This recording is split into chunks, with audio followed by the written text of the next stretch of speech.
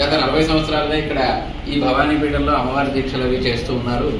ఆనాటి నుంచి కూడా అక్కడ విజయవాడలో ఉన్న అమ్మవారి పీఠంలో ఉన్న రాజాజీ గురువు గారితో ఏర్పడిన సాన్నిహిత్యం కారణంగా వారిని గురుతుల్యులుగా భావిస్తూ అమ్మవారి రెండో రూపంగా భావిస్తూ ఇక్కడ వారిని కూడా ఇదోధికంగా ఈనాడు పూజ చేసుకోవడం జరిగింది. అలాగే ఇక్కడ వెలసిన అమ్మవారిని అమ్మాజీ భవానీపీఠంలో ప్రతినిత్యము ఆరాధిస్తారు. అలాగే ప్రతి గురువారం కూడా పంచామృతాభిషేకాలు అవి చేస్తూ అమ్మవారి శక్తిని మేల్కొల్పుతూ అమ్మవారిని భక్తులను కాపాడే విధంగా ప్రచోదనం చేస్తూ ఉంటారు.